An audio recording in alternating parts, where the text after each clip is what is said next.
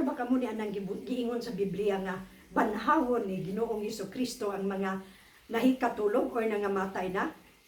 Kung wala pa, ato kana nga i-discuss karon ning ato ang tulumanon LV Amor Vlog. I hope everybody is happy and healthy, and please be with me as we study together may tungod sa resurrection and rapture. What are the difference between rapture and resurrection?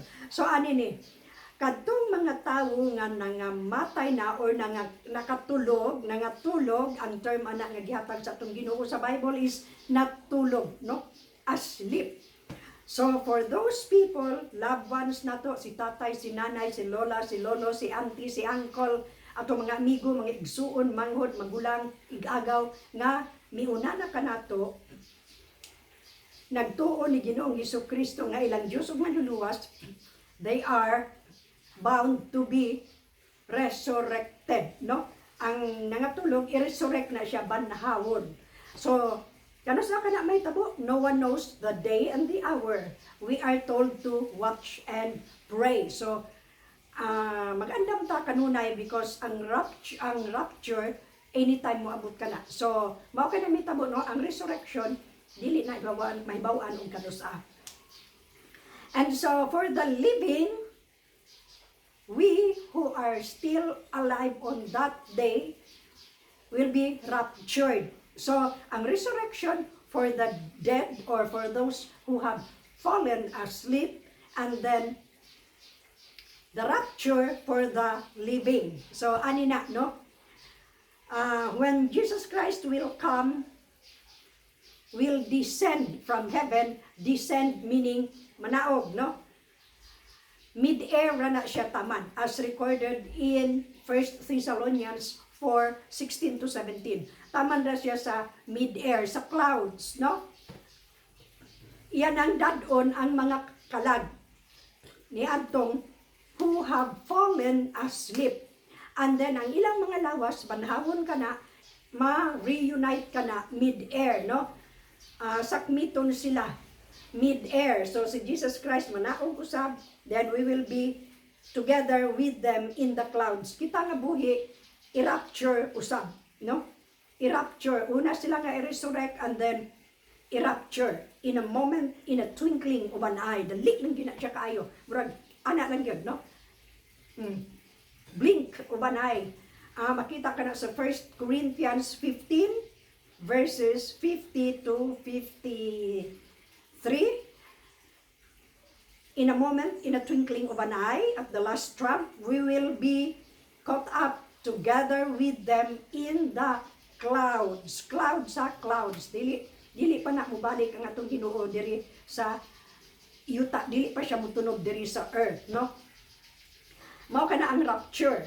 So nganong daghan kayo ang wala makahibalo ni ana tungod kay ang nasulat sa Biblia mystery kana siya.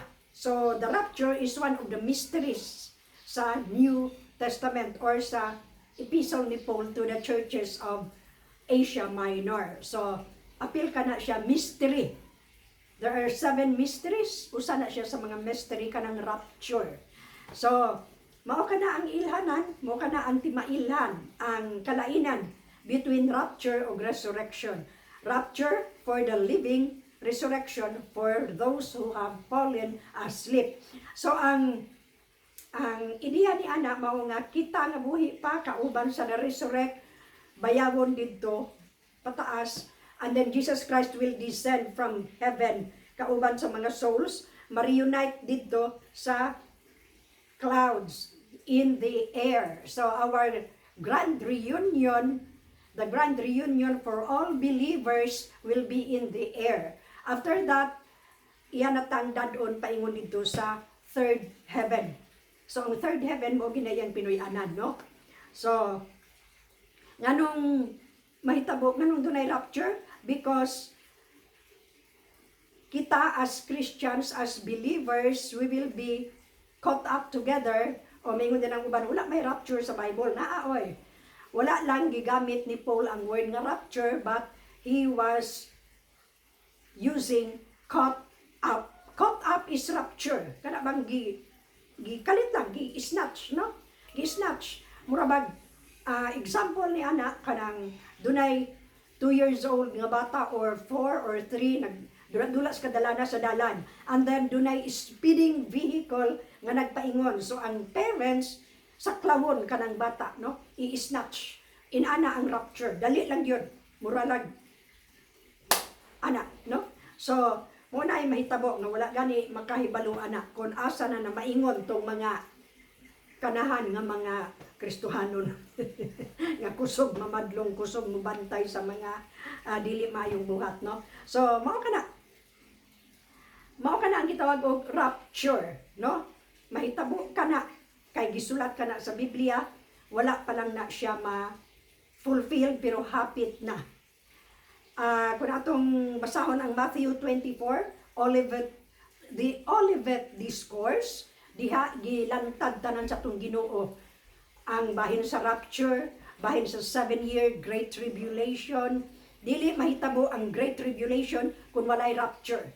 So the rapture has to happen first ay ng Great Tribulation, no? So mao na siya. So unsa itong buhaton aron madala kita sa rapture aron dili kita ma-left behind.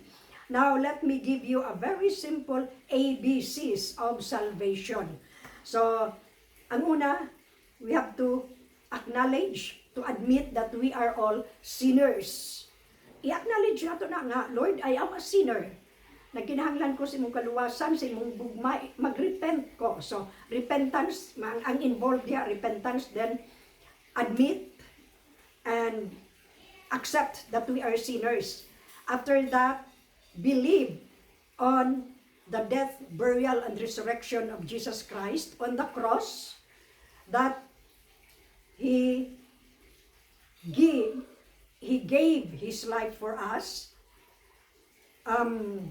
He shed His blood, because without the shedding of blood, there can be no remission of sins. So, atong tuuhan na, nga iyang giula ang iyang dugo alang kanato, ang iyang mahal nga lawas, no? So death, burial, and resurrection ato nang tuhuan nga muna iyang finish work on the cross.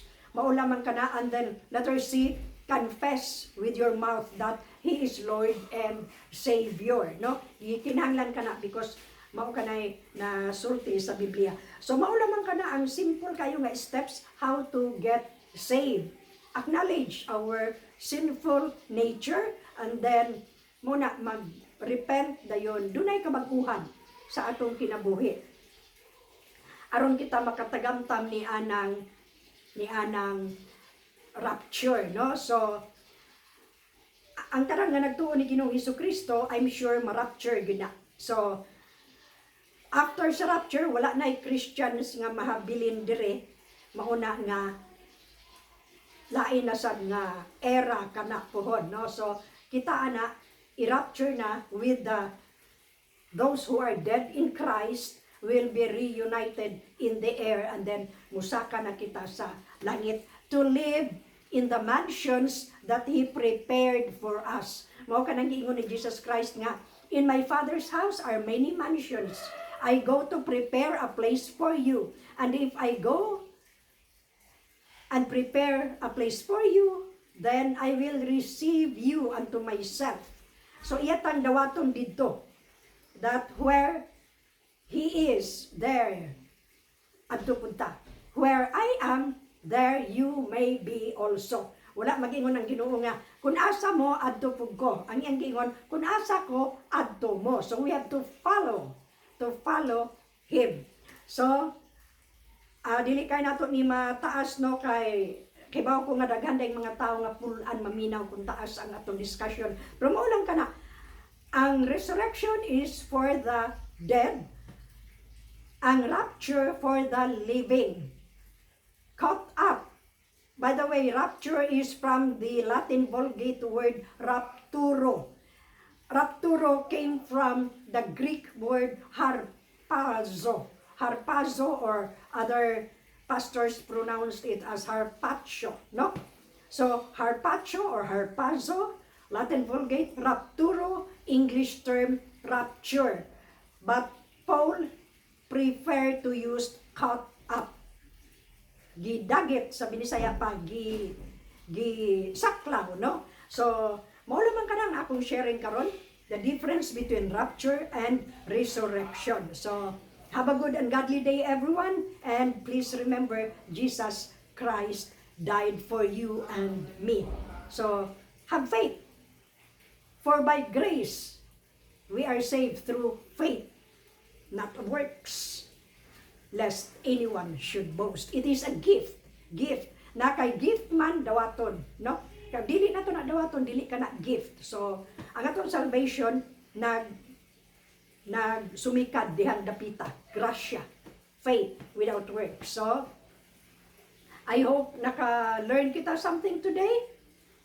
Please remember when the goings get rough, looking unto Jesus, the author and finisher of our faith.